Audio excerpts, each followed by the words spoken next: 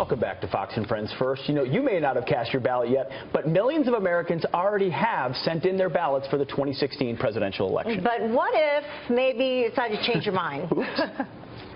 For any Democratic voter who have already cast their ballots for Hillary Clinton and who are having a bad case of buyer's remorse, you can change your vote to Donald Trump.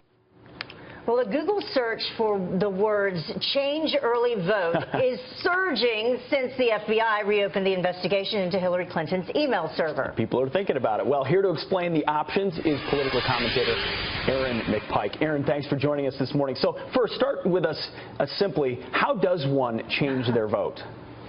Well, not every voter can do it. It's only in a handful of states. And in fact, in Minnesota, the deadline to change your vote has already passed. It passed on Tuesday. So unfortunately, Minnesotans don't have this option. It's really only in Wisconsin, Pennsylvania, and Michigan. And if a voter has cast an absentee ballot, they would have to go into their local elections office and request a new absentee ballot. In Pennsylvania specifically, a voter can go in on Election Day, and then their absentee ballot would be invalidated. So in Pennsylvania, it's just voting in person and actually doing the deed on Election Day.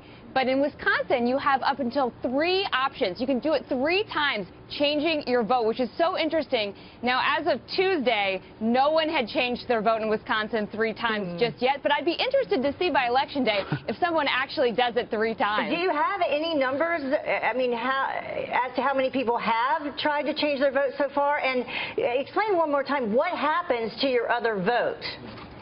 So what you would do in these states, and in Michigan, you have the option too up until 4 p.m. on Monday, the day before Election Day, but you would have to go into a local elections office and actually say, okay, I might have made a mistake, and that election official will go get your ballot, destroy it, and then you hand in a new one.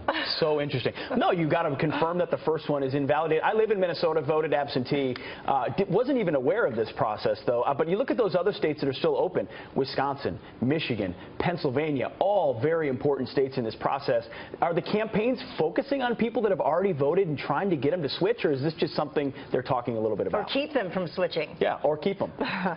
We're not really hearing that from Hillary Clinton, but of course, as you played there at the top of the segment, Donald Trump has been talking about this. Wisconsin is an important state, and Hillary Clinton just started advertising last week in Wisconsin as those polls are tightening.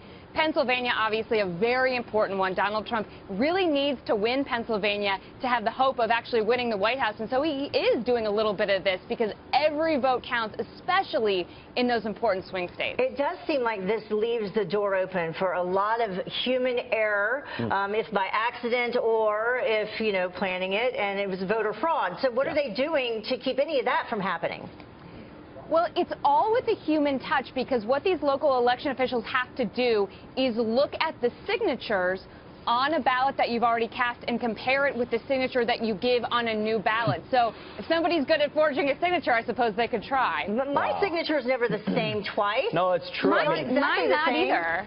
None of these processes are foolproof by any means. It doesn't make any sense at all. And I think you're right. A lot of people were not aware of this. Yeah, certainly not. And absentee ballots can be invalidated, too, if they're improperly filled out in the first place. So a lot of reasons why your vote may or may not be counted. But interesting stuff. Erin McPike, thank you very much for illuminating us this morning.